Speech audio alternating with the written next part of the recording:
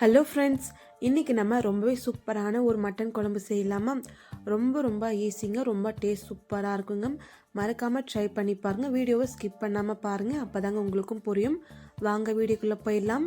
First நம்ம ஒரு cooker எடுத்து வச்சுக்கலாங்க. கேஸ் ஸ்டவ் ஆன் பண்ணிவிட்டு இதில் பார்த்தீங்கன்னா 7லேருந்து 8 டீஸ்பூன் அளவுக்கு எண்ணெய் ஊற்றிக்கோங்க. எண்ணெய் நல்லா காஞ்சதுமே உங்ககிட்ட என்னென்ன ஸ்பைசஸுக்கும் எல்லா ஸ்பைஸ்லையும் ஒவ்வொன்றும் ஆட் பண்ணிக்கோங்க. நான் ஒரே ஒரு பச்சை மிளகா ஆட் பண்ணியிருக்கேன், ஒரு நட்சத்திர சோம்பு, ஒரு இலை, பட்டை, கிராம்பு எல்லாமே ஒவ்வொன்று தாங்க ஆட் பண்ணியிருக்கேன். நீங்களும் அதே போல் கொஞ்சமாக ஸ்பைசஸ் ஆட் பண்ணிக்கோங்க. இப்போ பார்த்தீங்கன்னா ஸ்பைசஸ் ஆட் பண்ணியிருக்கப்புறம் 2 பெரிய வெங்காயம் குட்டி நறுக்கி கட் பண்ணி போட்டுக்கோங்க. இப்போ நான் வெங்காயமும் கட் பண்ணி போட்டாச்சுங்க. இப்போ ஒரு கரண்டி வச்சு வதக்கிட்டுருங்க. ஒரு 2 நிமிஷம் போல் வதக்கி விட்டுருங்க. வெங்காயம் நல்லா வதங்கட்டுங்க, பச்சை வாசனை போகிற வரைக்கும். இப்போ இது கூடவே நம்ம வீட்டில் அரைச்ச இஞ்சி பூண்டு பேஸ்ட் போட்டுக்கலாங்க. நான் பார்த்தீங்கன்னா கரெக்டாக 2 டீஸ்பூன் அளவுக்கு இஞ்சி பூண்டு பேஸ்ட் இருக்குங்க. இஞ்சி பூண்டு பேஸ்ட் போட்டாச்சு, திரும்பவும் வதக்கி விட்டுருங்க. இஞ்சி பூண்டு பேஸ்ட்டு பார்த்தீங்கன்னா நல்லா வாசனை வரணுங்க. பச்சை வாசனைலாம் போய் நல்லா ஒரு வாசனை வர வரைக்கும் வதக்கி விட்டுருங்க. இப்போ இது கூடவே காரத்துக்கு தனி மிளகாய் தூள் ஆட் பண்ணிக்கலாம். நான் 1/2 டீஸ்பூன் போல் தனி மிளகாய் தூள் ஆட் பண்ணியிருக்கேங்க. இப்போ திரும்பவும் கரண்டி வச்சு கலக்கி விட்டுருங்க. இப்போ பார்த்தீங்கன்னா வெங்காயம் நல்லா வதங்கிடுச்சுங்க. இதுக்குள்ளேயே நம்ம தக்காளி ஆட் பண்ணிக்கலாங்க. தக்காளி பார்த்தீங்கன்னா 2 பெரிய சைஸ் தக்காளி குட்டி நறுக்கி போட்டுக்கோங்க. இப்போ நான் தக்காளியும் போட்டாச்சு, திரும்பவும் ஒரு கரண்டி வச்சு வதக்கி விட்டுருங்க.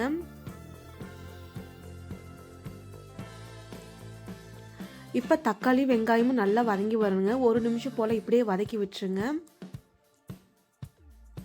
இப்போ பாருங்கள், தக்காளி வெங்காயமும் நல்லா வதக்கி விட்டாச்சு.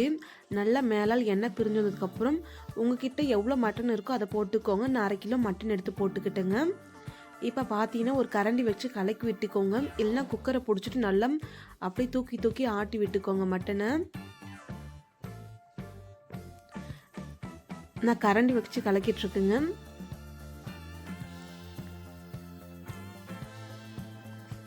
கரண்டி வச்சு ஃபுல்லாகவே மிக்ஸ் பண்ணி விடுங்க மட்டன் ஃபுல்லாகவே.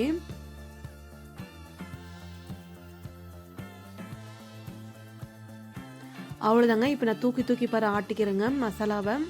அப்போ தான் அந்த மசாலா பார்த்தீங்கன்னா உள்ளுக்குள்ளே எல்லா மட்டனுக்குள்ளேயுமே இறங்குருங்க. இப்போ நம்ம இது கூடவே கரம் மசாலா ஒரு 1/4 டீஸ்பூன் போல் ஆட் பண்ணிக்கோங்க. இது கூடவே நம்ம மட்டன் மசாலாவும் ஆட் பண்ணிக்கலாம். மட்டன் மசாலாவும் 1/4 டீஸ்பூன் மட்டும் ஆட் பண்ணிக்கோங்க. அதிகமாக ஆட் பண்ணிடாதீங்க, எப்போவுமே மசாலா அதிகமாக ஆட் பண்ணிடாதீங்க. இப்போ இது கூடவே நான் சிக்கன் மசாலாவும் ஆட் பண்ணியிருக்கிறேன். அதே போல் 1/4 டீஸ்பூன் தாங்க ஆட் பண்ணியிருக்கேன். சீரக பொடியும் 1/4 டீஸ்பூன் மட்டும் ஆட் பண்ணிக்கோங்க. எல்லாமே 1/4 டீஸ்பூன் மட்டும் ஆட் பண்ணிக்கோங்க. இப்போ குழம்பு மிளகாய் தூள் 1/2 டீஸ்பூன் ஆட் பண்ணியிருக்கேன்.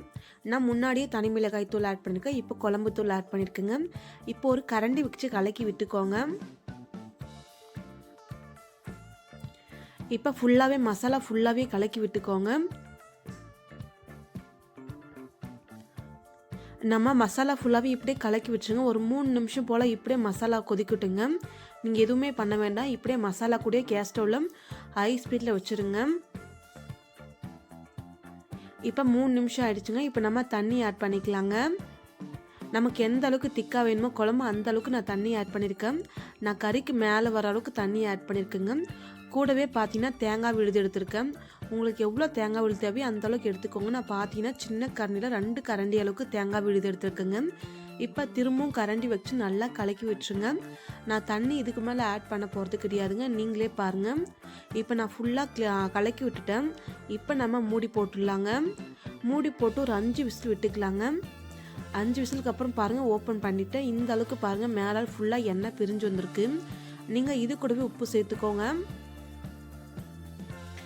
இப்போ திரும்பவும் கரண்டி வச்சு கலக்கி விட்டுக்கோங்க.